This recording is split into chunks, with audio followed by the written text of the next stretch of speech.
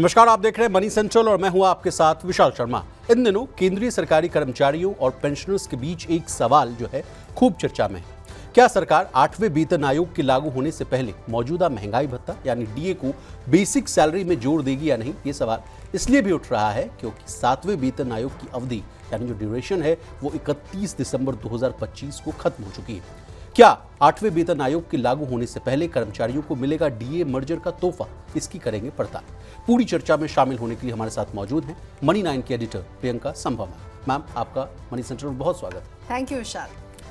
केंद्र सरकार के कर्मचारियों का संगठन महंगाई भत्ते यानी डीए को बेसिक पे में मिलाने की लगातार मांग कर रहे हैं। उनका कहना है कि इससे टैक्स की बचत होगी, एचआरए, टीए और दूसरे भत्तों में जो है बढ़ोतरी हो। लेकिन क्या सरकार 58% डीए को मर्ज करेगी या नहीं, जानने और समझने की कोशिश करेंगे। इसके अलावा चर्चा करेंगे केंद्रीय बजट। शेयर बाजार के इन्वेस्टर्स और एक्सपर्ट्स ने अगले महीने पेश होने वाले केंद्रीय बजट 2026 से पहले सरकार के सामने अपनी मांगों की लिस्ट रख दी है। यानी जो प्री बजट मीटिंग होता है, कंसल्टेशन होता है, वहां पे एक जो है लंबी चौड़ी जो है लिस्ट रखी है। निवेशकों की बजट 2026 से क्या है बड़ी मांग, उम्मीदें, इसको भी डिकोड करने की कोशिश करेंगे। और अंतिम में चर्चा करेंगे चांदी के दाम आज यानी 19 जनवरी को एमसीएक्स पर 3 लाख रुपए प्रति किलोग्राम तक पहुंच गए। मात्र एक महीने में चांदी की कीमत 2 लाख से 3 लाख हो गई। चांदी के दाम में क्यों आ रही है तेजी, इसकी वजह क्या है? रिच डैड पुअर डैड के लेखक रॉबर्ट कियोसाकी का क्या कहना है, इसको भी आसान भाषा में समझने की कोशिश करेंगे। तो चलिए बिना देर किए फटाफट करते हैं मनी सेंट्रल की शुरुआत। 8th पे कमीशन की सिफारिशें कब से लागू होंगी और कब से सरकारी कर्मचारियों को बढ़ा हुआ वेतन पेंशन जो है मिलना शुरू होगा, इस पर सस्पेंस जो है वो बरकरार। इसी बीच डीए को लेकर भी कंफ्यूजन है। कहा जा रहा है कि जो डीए है 98% के आसपास अभी मिल रहा है, इसको भी मर्ज करने की बात चल रही है। हालांकि इसके पीछे तर्क ये है कि कुछ साल पहले के जो है वेतन आयोग जो बने थे उसमें जो है डीए को मर्ज करने की बात कही जा रही थी। कुछ ने कहा था कि इसको मर्ज करने से फायदा भी नहीं है। अब इस पूरे मामले को जो है प्रियंका मैम से जो है समझने की कोशिश करते हैं। Over to you madam. सबसे पहले डीए मर्ज वाली जो कहानी है उसको आप कैसे देख रहे हैं? क्या सही में मर्ज होगा या नहीं, आपसे जानना। ये कहानी पुरानी चली आ रही है विशाल, मर्ज होने की बात। ये 5वें वेतन आयोग में ये बात उठी थी कि भाई इसको मर्ज कर दिया जाए, बेसिक के साथ डीए को मर्ज कर दिया जाए। अब इसमें इशू क्या होता है, जब 5वें वेतन आयोग में इसकी मांग की गई थी कि भाई 50% से जब ऊपर होगा डीए तो आप इसको बेसिक से मर्ज कर देंगे, लेकिन इसे फॉलो नहीं किया गया। ये कहीं ना कहीं ठंडे बस्ते में चली गई। इसको हमने बिल्कुल भी जमीन पर उतरते हुए नहीं देखा। लेकिन क्यों मांग कर रहे हैं यूनियन, ये समझिए।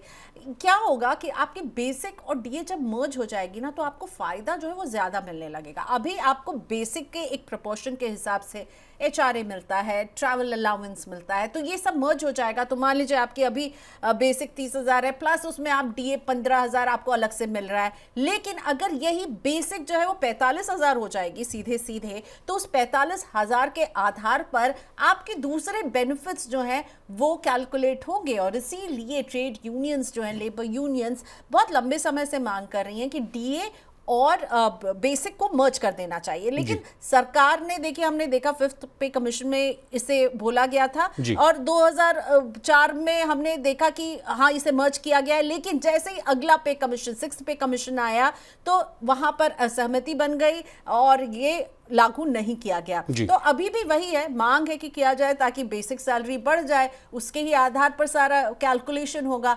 लेकिन डीए को इस तरह से मर्ज करना सरकार के लिए भी एकाएक जो है मुमकिन नहीं है विशाल, क्योंकि आप देखिए इसके क्या होगा, महंगाई के सूचकांक के हिसाब से डीए मिलता है, फिर उसको भी बदलना पड़ेगा। उसके बेस को कहा जा रहा है कि बदलने की जरूरत उसको बेस को बदलना पड़ेगा। तो अभी तक सरकार से जो बात निकल कर आ रही है विशाल, उसमें सरकार ने कहा कि देखिए हम ऐसा कुछ नहीं करने वाले। लेकिन मांग तो मांग है, मांग तो की ही जा सकती है, क्योंकि अभी अभी गठन हुआ है इस कमीशन का और हम देख रहे हैं कि अभी तो बातें शुरू होंगी, डिस्कशन शुरू होंगे। तो लग रहा है कि इस डिमांड को फिर से रखा जाए। क्या पता 8th पे कमीशन जब अपनी रिपोर्ट तैयार करे तो वहां सुनवाई हो जाए इसकी। लेकिन सरकार ने अभी तो असमर्थता ही जताई है। अब मैम, चूंकि 8th पे कमीशन को लेकर जो हम लोग चर्चा कर रहे हैं तो सबसे अहम सवाल ये भी उठता है कि कहा जा रहा है कि 18 महीने का समय लगेगा।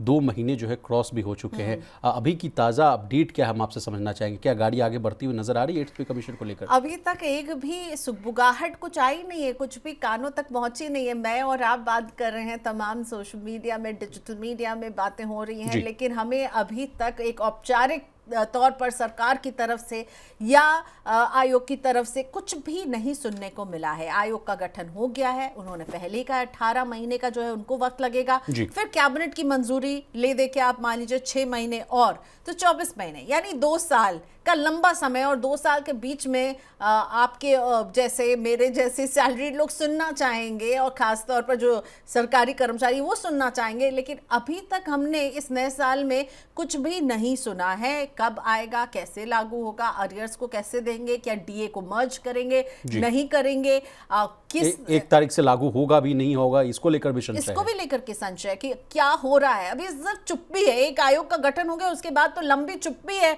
अब इस चुप्पी में मैं और आप जो है बात जितनी भी कर लें, जब तक उनकी तरफ से हमको सुनने को मिलेगा कोई ठोस जानकारी कहीं से भी नहीं। मैम मान लीजिए अगर 11-12 दिन के आसपास का समय बचा हुआ है बजट को लेकर, तो क्या बजट में भी इसका कोई ऐलान हो सकता है? ये भी एक बड़ा सवाल उठ रहा है। बिल्कुल, ये सवाल तो है। ये सवाल मैंने भी पूछा था, हमारे साथ पूर्व फाइनेंस सेक्रेटरी सुभाष चंद्र गर्ग थे, मैंने उनसे भी ये सवाल पूछा था, तो उन्होंने जो मुझे इंडिकेशन दिया, उनका कहना कि अभी अब कुछ नहीं होने वाला है। पिछले साल बजट के ठीक पहले वो चुनावी माहौल की सरगर्मी में इस पे कमीशन, हाँ दिल्ली चुनाव की जो सरगर्मी थी उस समय उन्होंने अनाउंस कर दिया, ठीक है, उसके हमने नतीजे भी देख लिए। अब जो है अभी कुछ भी अनाउंसमेंट नहीं होगा क्योंकि सरकार को इसको टालना है। अभी सरकार को अपना फिस्कल डिसिप्लिन भी देखना बहुत जरूरी है, क्योंकि इसके साथ साथ आप ये सोचिए जो अरियर के पेमेंट्स होंगे और इससे बढ़ी हुई सैलरी जो मिलेगी, इसका बोझ भी सरकार पर आने वाला है, तो वित्तीय बोझ बढ़ने वाला है। और अभी जिस तरह के हालात हैं, सरकार वित्तीय बोझ के बारे में जिक्र भी नहीं करना चाहेगी। और ऐसे में मुझे लग रहा है कि बस यही बोला जाएगा, देखिए बन गया है, अब इस पर काम शुरू है, वर्क इन प्रोग्रेस है, अभी इस पर हम कुछ नहीं कहेंगे। ये कब से लागू होगा, क्योंकि अभी तो 2 साल का समय हम क्लियरली एक टाइमलाइन देख रहे हैं, ठीक है। 18 महीने तो आयोग ने कहा कि उनको लगेंगे, उसके बाद भी आगे कैबिनेट की मंजूरी होगी, तो आप मान के चलिए कि हम इसे 1 जनवरी 2026 कागजों में तो यही है कि इससे लागू होगा, पर अभी तो कुछ समय तक, अब हम होली में जब देखते हैं वो डीए का पैसा और बोनस वगैरह जो मिलता है, वो तो अभी आपको पिछले पे कमीशन के आधार पर ही उसको लेकर भी जो है रार तकरार छिड़ी हुई है। मैडम, कहा जा रहा है कि जो आपने होली का जिक्र किया, 1 जनवरी 2026 से डीए बढ़ने की बात होती है, हर साल 2 बार बढ़ती है, 2%, 3% के आसपास बढ़ोतरी की बात कही जाती है। उसको लेकर भी जो है कर्मचारी संगठन कहते हैं कि 2%, 3% के महंगाई भत्ते से क्या ही काम चलेगा। जब आदमी धरातल पर जाता है, जब रोजमर्रा की चीज़ों को खरीदने जाता है, तो वहाँ उसको पता चलता है कि कितनी महंगाई है, और ये 2%, 3% के आसपास की जो महंगाई भत्ते मिलती हैं, इससे हमारा जो है गुजारा नहीं होगा। तो इसको लेकर भी जो है रार तकरार चल रही है। लेकिन इस बार सरकार महंगाई की कोई भी तर्क को मानने वाली नहीं है विशाल, क्योंकि हम देख रहे हैं महंगाई की जो दर रही है, खुद रिजर्व बैंक ने कहा कि हाँ ऑल टाइम लो पर है, और रिजर्व बैंक ऑफ इंडिया ने खुद कह दिया कि हम अभी कंफर्टेबल है महंगाई की जो लेवल चल रही है। तो महंगाई को लेकर के सरकार अभी तो किसी की सुनने वाली नहीं है। तो इस बार तो भाई 2% से ही शायद मुझे लग रहा है कि आपको अपना जो है मन को खुश करना होगा कि 2% का ही आपको मिलेगा। और जहां तक बात है मर्ज करने की डी और बेसिक की, इस पर भी सरकार ने एक तरह से कह दिया कि इसको हम छेड़ने वाले नहीं हैं। संसद में भी जवाब दिया गया था मैडम। अब मुझे लगता है सबसे बड़ा सवाल ये है कि लागू कब से करोगे, कम से कम ये तो बता दो। चलो डीए और बेसिक को तुम मर्ज नहीं करो, चलो भाई तुम डीए 2% ही दो, पर लागू कब से करोगे? 18 महीने का वक्त है, तो कम से कम आयोग का गठन हुआ है, आयोग सामने आए, सरकार सामने आए, हमें कुछ तो जानकारी दे कि किस दिशा पे वो बढ़ रहे हैं। इस पर भी सभी की नजरें टिकी हुई हैं विशाल। चलिए मैडम आगे बढ़ते हैं। अगले महीने पेश होने वाले केंद्रीय बजट से पहले शेयर बाजार के इन्वेस्टर्स और एक्सपर्ट्स ने सरकार के सामने अपनी मांगों की जो है लिस्ट रख दी। बाजार के जानकारों का कहना है कि रिटेल जो इन्वेस्टर्स हैं उनको जो है प्रोत्साहित करने के लिए जो है लॉन्ग टर्म कैपिटल गेन, यानी जिसको कि आप LTCG के नाम से जानते हैं, उस पर मिलने वाली टैक्स छूट की जो सीमा है उसको बढ़ाया जाना चाहिए।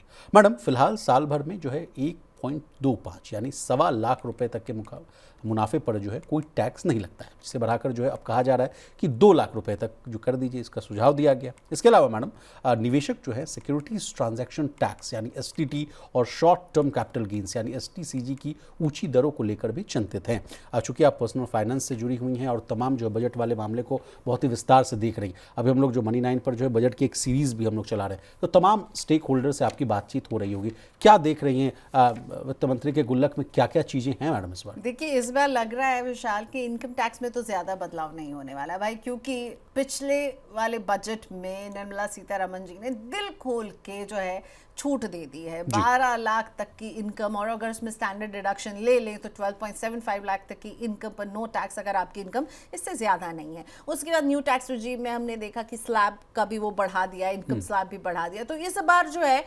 इनकम पर तो कुछ भी बदलाव होते हुए नहीं दिखेगा, इसीलिए सबके दिल से, इंडस्ट्री के दिल से यही आवाज निकली, इनकम में नहीं बदलाव कर रहे हैं तो कम से कम जो गेन्स, जो प्रॉफिट है, जो हम ट्रांजैक्शन कर रहे हैं इक्विटी मार्केट में, उसमें तो चेंज कीजिए। जहां तक LTCG की बात है, यानी लॉन्ग टर्म कैपिटल गेन्स, जो आप गेन्स कमाते हैं इक्विटी या इक्विटी म्यूचुअल फंड में, उस पर आपको 12.5% का टैक्स लगता है, और 1,25,000 तक जो है वो माफ कर दिया जाता है। फिर टैक्स की गणना 1,25,000 के गेन्स को हटाकर की जाती है। अब कहा जा रहा है कि भाई आप चलिए, आपने टैक्स भी लगा दिया गेन्स पर, बहुत अच्छी बात है, लेकिन जो छूट दे रहे हैं आप, ये जो आप हमने जो लिमिट है छूट की 1.25 लाख, इसको बढ़ा करके 2 लाख तक ले जाइए, नहीं तो 1.5 लाख तक ले जाइए, ताकि हमारे गेन्स जो हैं उस पर हम जो है टैक्स जो है हम थोड़ा सा आगे से दे रहे होंगे। 2 लाख तक पर अगर कोई टैक्स नहीं लगे, और इंडस्ट्री में तमाम इक्विटी से जुड़े हुए जो ब्रोकिंग हाउसेज हैं, और मैं म्यूचुअल फंड की AMC से बात करती हूँ, उन सब की चाहत तो यही है, दिल मांगे मुंह, और कि भाई ये 1.25 लाख को क्या 2 लाख तक सरकार नहीं ले जा सकती। आप टैक्स मत कम कीजिए, कम से कम वो छूट की सीमा जो है, जो 1.25 लाख तक आपको जो छूट मिलती है, उसको एक्सपैंड करके 2 लाख तक ले जाइए, ये उम्मीद है। दूसरी बात, STT, exactly ma'am, security transaction tax, पिछले बजट में इसे बढ़ाया गया था। पिछले बजट में 0.01 से बढ़ाकर 0.02 फ्यूचर्स के सेलिंग में इसको पहुंचा दिया गया था। अब इसको फिर कम करने की बात क्यों? अब मांग है, लेकिन मुझे नहीं लगता सरकार कम क्योंकि मैडम इससे अच्छी खासी रेवेन्यू जो है सरकार को मिलती है। भले ही जो बजटेड टारगेट है उससे हम पीछे हैं, फिर भी जो ताजा आंकड़े वो बता रहे हैं 44,000 करोड़ जो है STT से आए हैं सरकार को। तो देखिए, सरकार को भी तो कमाई चाहिए ना, और इसमें ना एक तीर से 2 निशान है। एक तो आपने FNO के जो भी सिक्योरिटीज को आप जब बेच रहे हैं तो आपको वहां पर टैक्स देना है। दूसरा, ये FNO में कई बार इतनी रिपोर्ट सेबी की, मार्केट रेगुलेटर की आ गई है कि 93 to 95% लोग अपने हाथ जला रहे हैं इसमें, गलत तरीके से उसमें आप आ रहे हैं और पैसे बना नहीं रहे हैं, आप बहुत लॉस कर रहे हैं, तो उनको भी डिस्करेज करना चाहिए। एवरेज नुकसान 50,000 से 1 लाख तक के आसपास का है मैडम। 10 में से 9 निवेशक जो हैं उनको ना घाटा हो रहा है। बिल्कुल।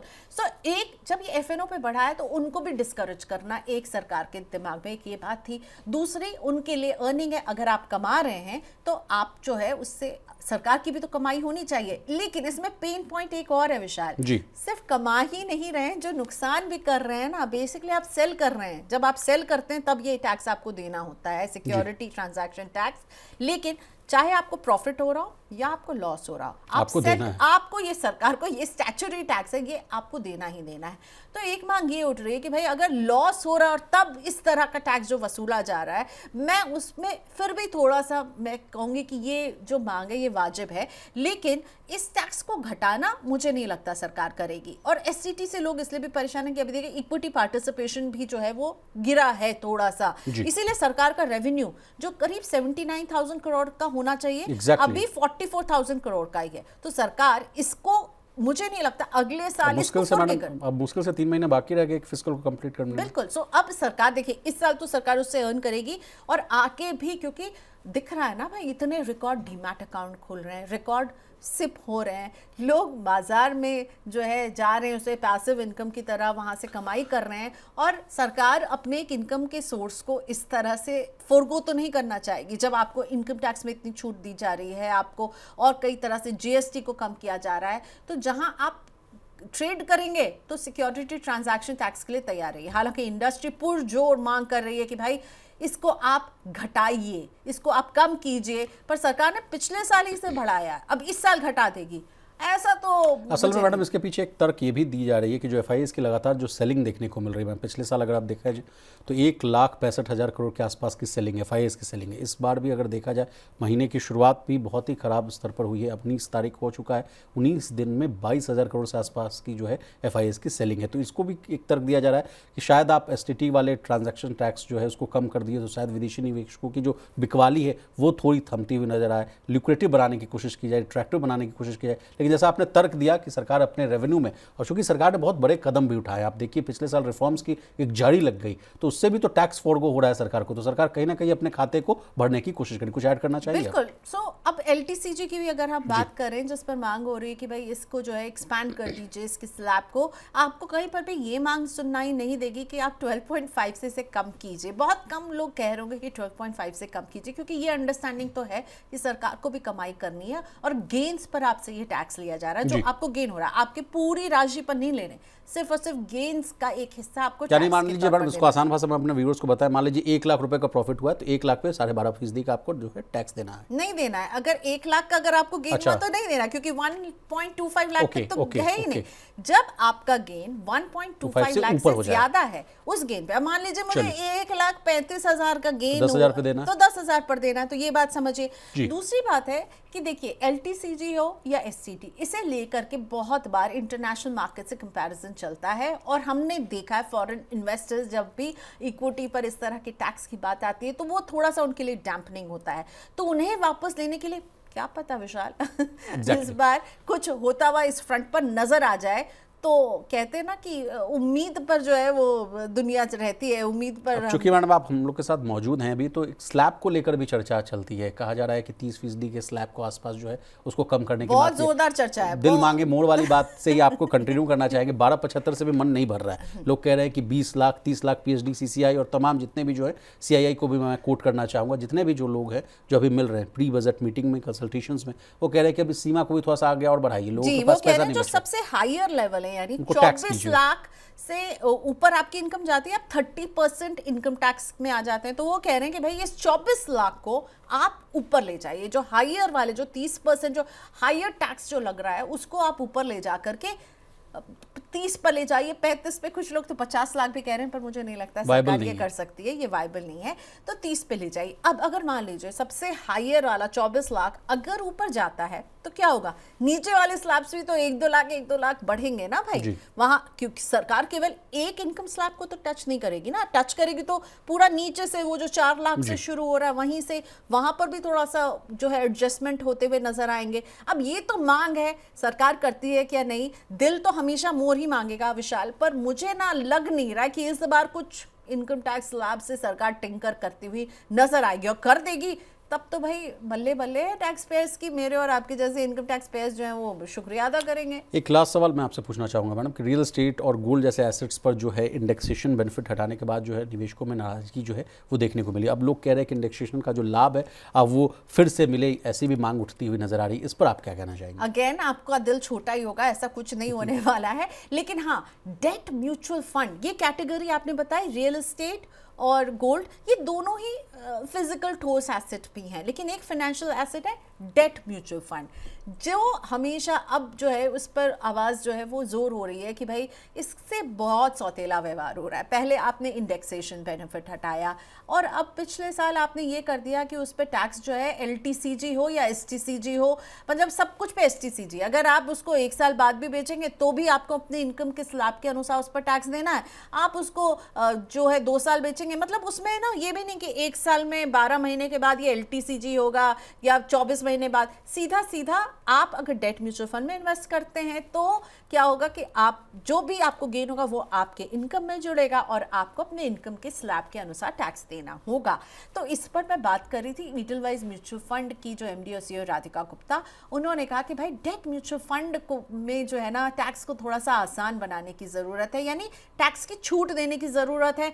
पहले इंडेक्सेशन का बेनिफिट लिया, उसके बाद आपने LTCG STCG हटा दिया। भाई आप जितनी कमाई करेंगे सीधा सीधा आपको अपने स्लैब के अनुसार टैक्स देना है, तो वहां पर सरकार रियायत क्यों नहीं दे रही है? और इंडस्ट्री ये मांग कर रही है कि भाई डेट म्यूचुअल फंड को इतना सौतेला व्यवहार आप क्यों कर रहे हैं? इक्विटी में आपने जो है वो कर दिया, 1 साल कर दिया, और फिर 12.5 फिर 1.25 तक के गेन्स में कोई भी छूट, जो आपको कोई भी टैक्स नहीं लग रहा है, तो डेट म्यूचुअल फंड क्यों पीछे छूट जा रहा है? तो जहां तक रियल एस्टेट आपने पूछा, देखिए पिछले साल ही सरकार ने सब बदलाव किए, और अभी भी जो इंडियन रियल एस्टेट ओनर्स हैं उनको तो ऑप्शन है कि वो इंडेक्सेशन लेना चाहें तो एक दर से टैक्स दें, और इंडेक्सेशन का बेनिफिट नहीं लेना चाहें तो फिर 12.5 वाला टैक्स वो चुका सकते हैं। लेकिन गोल्ड कहाँ भाग रहा है, कहाँ जा रहा है गोल्ड? तो अब उसमें भी कोई गुंजाइश नहीं है, इंडेक्सेशन की कोई छूट नहीं वहां पर मिलने वाली है। लेकिन हाँ, मुझे लग रहा है डेट म्यूचुअल फंड में शायद सरकार कुछ करती हुई नजर आए, क्योंकि उसमें से हमेशा सरकार ने जो है बेनिफिट्स को घटाया है।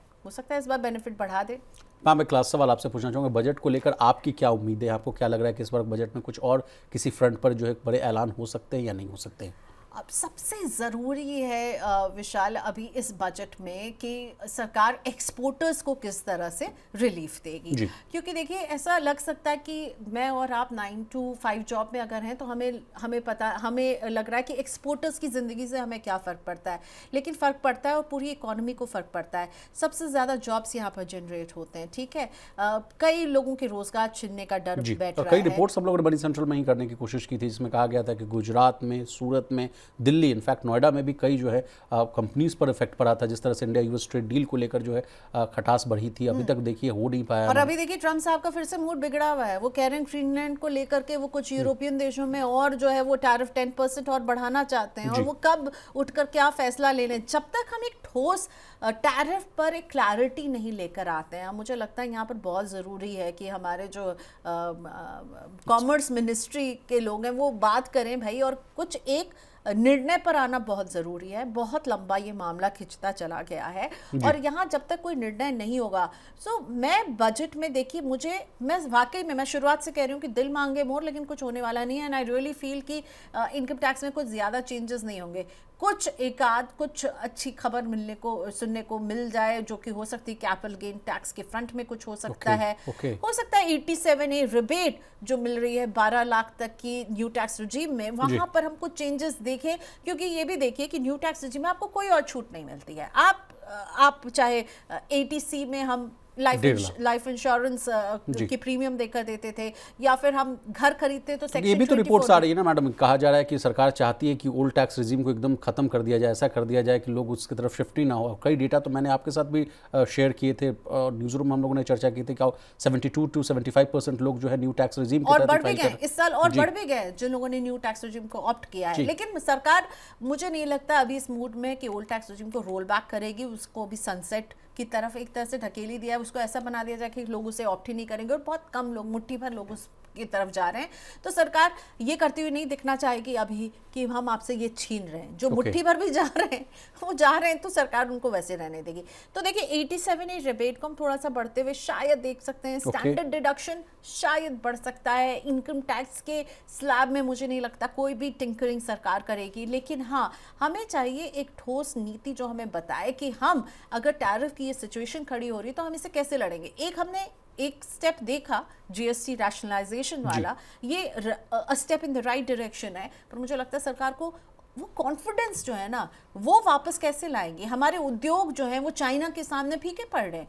इन सब के बावजूद चाइना के जो एक्सपोर्ट के नंबर्स आए हैं वो भारत से बहुत अच्छे रहे हैं, ठीक है। हम क्यों फीके पड़ रहे हैं, और हमारी इंडस्ट्रीज का मनोबल अभी बहुत नर्वस आया हुआ है, उसे कैसे ठीक करेगी सरकार, मैं ये देखूंगी बजट। चलिए आगे बढ़ते हैं। अगर आप चांदी की बढ़ती कीमतों को देखकर इसमें निवेश करने का प्लान बना रहे हैं तो सावधान हो जाइए। मशहूर लेखक और जो है निवेशक रॉबर्ट कियोसाकी ने चांदी में निवेश करने वालों को जो है चेतावनी दी है मैडम। और रॉबर्ट कियोसाकी को हम लोग बहुत ही इंटेंसिवली कवर करते हैं। इसी बीच की कहानी को सुनने से, डिकोड करने से पहले आज की ताज़ा अपडेट दे देते हैं मैडम। आज की बात कर लें तो आज जो MCX पर जो है चांदी पहली बार 3 लाख के लेवल को जो है पार करता हुआ दिखा है मैडम। 14,000 रुपये की बढ़ोतरी, और विदिन मतलब एक महीने के भीतर मैडम 2 लाख से सीधे 3 लाख पर पहुंचते हुआ दिख रहा है। और चांदी का अगर 3 लाख रुपए तक का अगर जो सफ़र देखें तो वो भी बड़ा रोचक है। 2004 में मैडम 10,000 रुपये के आसपास हुआ करता था चांदी। 2008 2008 में बढ़कर 20,000 हुआ, 11 में 30,000, 40,000 और 50,000 के पास आया। 2020 में 60,000, 23 में 70,000, 24 में 80,000 और 90,000 का भी आंकड़ा पार किया और 2025 में 1 लाख, फिर 2 लाख और 2026 में तो देखिए कि 3 लाख के पार जाता हुआ दिख रहा है। मैडम से समझने की कोशिश करेंगे कि इस कमोडिटीज़ में क्या ऐसी बात आ गई भाई, क्यों इतनी आग लगी हुई है कि लाख, 2 लाख, 3 लाख के पार जाता हुआ दिख रहा है। Madam, over to you. तो चांदी जो है अपनी चमक से सभी की आंखें जो है अभी ब्लाइंड कर रही है। बताइए, अभी हम बस जनवरी में 19-20 दिन पर ही हैं और कहाँ 2 लाख से सीधा भाव 3 लाख के ऊपर चला गया। और ये गर्मी चांदी में अभी रहने वाली है, ठीक है। अब सबसे पहले आप समझाइए मैडम कि क्यों आ रही है वही तेजी? मैं ये बता रही हूँ। प्लीज सबसे पहले ना 2 T's आर रिस्पॉन्सिबल, 2 T। एक टैरिफ का डर, क्योंकि कल फिर डोनाल्ड ट्रंप जी ने जो कह दिया कि भाई यूरोप में हम इन देशों पर 10% अतिरिक्त लगाएंगे, तो ये टैरिफ और दूसरा टाइट सप्लाई। इसकी सप्लाई, जो सप्लाई चेन है और जो डिमांड है वो जबरदस्त है। इंडस्ट्रियल डिमांड इसको सपोर्ट कर रही है और कई सेंट्रल बैंक्स भी गोल्ड और सिल्वर भी एक्यूमुलेट कर रहे हैं। डी डॉलराइजेशन के इस मुहिम में कहीं ना कहीं अब सिल्वर भी पार्टिसिपेट होते हुए नजर आ रहा है। मेटल्स में रुचि बढ़ी हुई है और इसीलिए सारे ही मेटल्स में, क्योंकि इक्विटी बाजार ठंडा है विशाल, तो इसमें क्या हो रहा है, मेटल्स की तरफ लोगों का रुझान बढ़ रहा है। और लोगों को लग रहा है मैडम, मैं तो जिस चश्मे से मैं देख रहा हूँ, मुझे लग रहा है कि अब लोगों को इक्विटी में पैसा बन नहीं रहा है। लोगों को लग रहा है कि यहाँ आग लगी हुई तो यही पैसा झोंक दो। बिल्कुल, तो मेटल्स की तरफ अब रुझान बढ़ा हुआ है। गोल्ड और सिल्वर छोड़िए, कॉपर को देखिए, वो भी जो है हर हफ्ते हम एक न्यू हाई सोचते हैं, देखते हैं कि वो बना रहा है। इसी तरह सिल्वर भी न्यू हाई बना रहा है और ये जो है ना 2026 में भी जारी रहने वाला है। मैं सैमको सिक्योरिटीज की रिपोर्ट देख रही थी, उनका कहना है कि भाई इतने मजबूत संकेत उन्हें चांदी के भाव में दिख रहे हैं कि इस साल के अंत तक 4 लाख पर चांदी जाती हुई नजर आ सकती है। इसके अलावा और भी कई ब्रोकरेज हाउस की रिपोर्ट्स है मैडम, आपने भी स्टडी किया होगा, तो क्या एक सवाल जो अहम बन रहा है कि क्या अभी भी इस भाव पर जो है चांदी में निवेश करना चाहिए या नहीं? इस पर आपका क्या कहना है? कुछ जैसे मोतीलाल ओसवाल, सैमको सिक्योरिटीज की रिपोर्ट है, प्लीज बताएं। तो देखिए, मोतीलाल ओसवाल का कहना है कि भाई चांदी जो है वो 3,20,000 प्रति किलो तक पहुंच सकती है। और उनका भी कहना है इंडस्ट्रियल डिमांड जो है ईवी को लेकर के है, सोलर को लेकर के है, एआई को लेकर के है और इसीलिए 2026 में 3 लाख के ऊपर ही चांदी बनी रहेगी। सैमको के बारे में मैंने आपको बताया कि ये 4 लाख को टच करने की बात कर रहे हैं। फिर नीलेश सुराना बहुत ही मशहूर कमोडिटी एक्सपर्ट हैं, उनको भी यही लग रहा है कि अभी जो है चांदी में हम देखेंगे 3.5 से 4 लाख तक की तेजी आते हुए।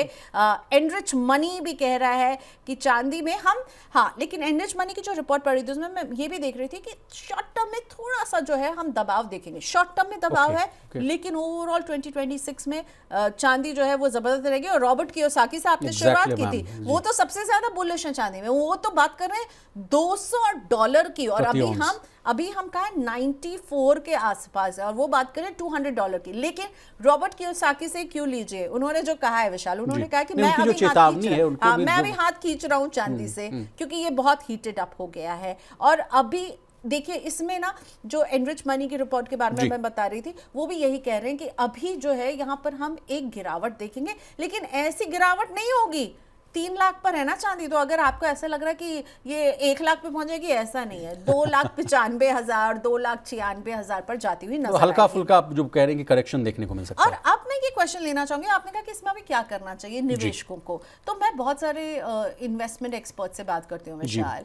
अब देखिए, अगर हमेशा अगर लॉन्ग टर्म का है तो इसमें कोई चिंता की बात नहीं है, लेकिन आपको ये देखना है कि अगर ये इतनी तेजी से भाग रहा है और आपके पोर्टफोलियो में ये बहुत अच्छा प्रॉफिट दे रहा है, तो पार्शियली उसको बुक कर लेना चाहिए, क्योंकि चांदी इज अगेन बहुत ही वॉलेटाइल है। इसमें बड़ी तेज उठापटक होती है। भयंकर स्टोरी की थी हंट ब्रदर्स वाली, जिसमें चांदी में बहुत भयंकर गिरावट की आपने बात की थी, 1980s के आसपास ये आया था, राइट? तो चांदी उस समय भी ऐसा ही हुआ था मैडम कि 100 के आसपास चला गया था, 90 के आसपास चला गया, तो उसके बाद फिर से करेक्ट होकर 40-30 रुपए के आसपास, $30 प्रति ऑन्स के आसपास आ गया था। एग्जैक्टली, तो बहुत बहुत वॉलेटाइल है।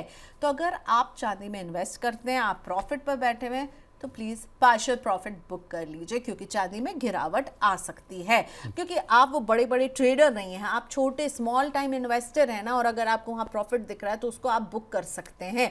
और रॉबर्ट कियोसाकी पर ही बने रहते हैं, उन्होंने कहा है कि मैं अपने चांदी को गोल्ड में कन्वर्ट कर रहा हूँ, तो गोल्ड थोड़ा चांदी से ज्यादा स्टेबल है। तो गोल्ड में अपने पैसे को आप डाइवर्ट कर सकते हैं। अगर आप पार्शियल प्रॉफिट बुक कर रहे हैं तो पार्शियल प्रॉफिट बुक कीजिए, इन्वेस्टेड रहिए, क्योंकि 2026 जो है वो चांदी के नाम रहने वाला है। लेकिन अगेन बहुत तैयार रहिए, बड़ी उठापटक रहती है चांदी में। जी जी मैम, और रॉबर्ट कियोसाकी साहब की बात आपने छेड़ दी है मैडम, तो उन्होंने कहा है कि सट्टेबाज जो है ऐसा हो सकता है कि बिकवाली कर सकते हैं, और जब वो बेचेंगे तो थोड़ा सा जो है आप अपने आप को संभाल नहीं पाएंगे। तो इससे अच्छा है कि जो है आप थोड़ा सा जो है, जैसा कि मैडम ने भी कहा कि थोड़ा सा अवेयर रहिए, अवेट रहिए।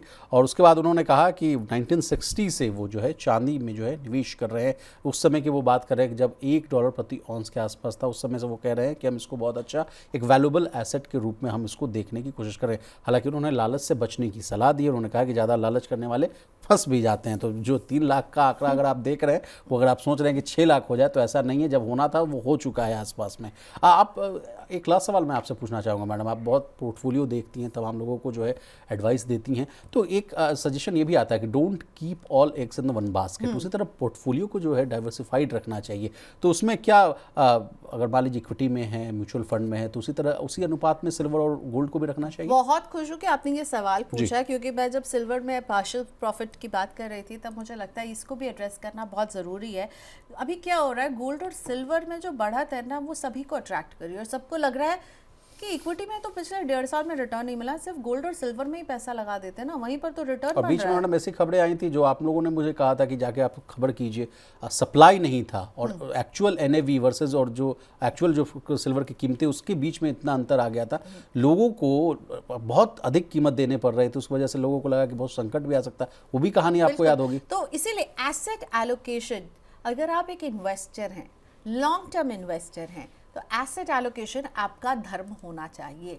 यानी आप थोड़ा सा इक्विटी में रखेंगे, थोड़ा सा फिक्स्ड इनकम में रखेंगे, और थोड़ा सा गोल्ड और सिल्वर जैसे कमोडिटी में रखेंगे। आप क्या करेंगे, अपने रिस्क को बांट रहे हैं, इक्विटी में थोड़ा रखा, थोड़ा फिक्स्ड इनकम में रखा, थोड़ा गोल्ड और सिल्वर में रखा। आप सोचिए, आप सिर्फ अगर गोल्ड और सिल्वर में ही इन्वेस्ट करेंगे और इक्विटी या फिक्स्ड इनकम का एक्सपोजर नहीं लेंगे, और ये वॉलेटाइल होते हैं ये इस तरह की कमोडिटीज, खासतौर पर सिल्वर, और वहां वो अगर धड़ाम से गिरेंगे तो आपका पूरा पोर्टफोलियो गिर जाएगा ना। वैसे ही अगर आप सिर्फ इक्विटी में निवेश करेंगे और कुछ और नहीं रखेंगे, अभी देखिए इक्विटी में हम बुरा हाल देख रहे हैं, पर गोल्ड और सिल्वर भाग रहे हैं ना। तो एसेट एलोकेशन जो है, मतलब 60 to 70% कहा जाता है कि आप इक्विटी में रखिए, फिर कुछ 15-20% आप फिक्स्ड इनकम में रखिए, और फिर 15-20% आप गोल्ड और सिल्वर जैसे में रखिए। और जब आपका पोर्टफोलियो 15-20 की इस लक्ष्मण रेखा को पार करता हुआ नजर आए, आपको लगे कि भाई इतना प्रॉफिट हो रहा है, और ये जो है अब मेरा ओवरऑल पोर्टफोलियो में ये केवल 15% नहीं बचा या 20% नहीं बचा, दिस इज द टाइम कि आपको उसमें से थोड़ा सा हल्का हो जाना चाहिए और प्रॉफिट बुक करना चाहिए। प्रियंका मैम, फोमो के शिकार आप देखिए, एम्फी के डेटा से भी हम लोग को पता चलता है। गोल्ड ETF 211% की बढ़ोतरी। मैंने आप ही के साथ एम्फी के डेटा को डिकोड भी किया था, वहां भी लोगों को लग रहा है कि भैया अब चीजें जो है छूट सकती हैं। एम्फी तो बहुत बड़ा संस्थान है, उसके इतने बड़े बड़े डेटा आते हैं। मैं जो शो करती हूँ 4 बजे का, मेरी सिर्फ मेरा सवाल, उसमें आप देख लीजिए, एक समय था जब हमें गोल्ड और सिल्वर किसी के पोर्टफोलियो में नजर नहीं आता था, और अब जो भी पोर्टफोलियोज इन्वेस्टर, रिटेल इन्वेस्टर्स के हमारे इस प्लेटफॉर्म में पहुंच रहे हैं, सब कह रहे हैं कि गोल्ड में भी कर दिया है जी, सिल्वर में भी कर दिया है, गोल्ड एंड सिल्वर में भी कर दिया है, और सबसे ज्यादा एलोकेशन वहीं कर रहे हैं क्योंकि उन्हें लग रहा है वहीं तो रिटर्न बन रहा है, फिर मेरे से ये गाड़ी छूट जाएगी अगर मैं गोल्ड और सिल्वर में निवेश। कॉपर को लेकर सवाल आ रहा है कि नहीं मैडम? कॉपर को लेकर के भी जबरदस्त सवाल आ रहा है, और कॉपर में अभी आप भारत में तो निवेश ही नहीं कर सकते हैं। कुछ मेटल ETF में आपको हल्का फुल्का कॉपर का एक्सपोजर मिलेगा, नहीं तो इंटरनेशनल में ही है। और कॉपर अगेन आप ये समझिए कि जहां गोल्ड और सिल्वर है ना, इन दोनों में मैंने कहा ना, tariff, geopolitical tension, safe haven, ये सब है, इसलिए भी गोल्ड और सिल्वर जो है ज्यादा सुरक्षित है।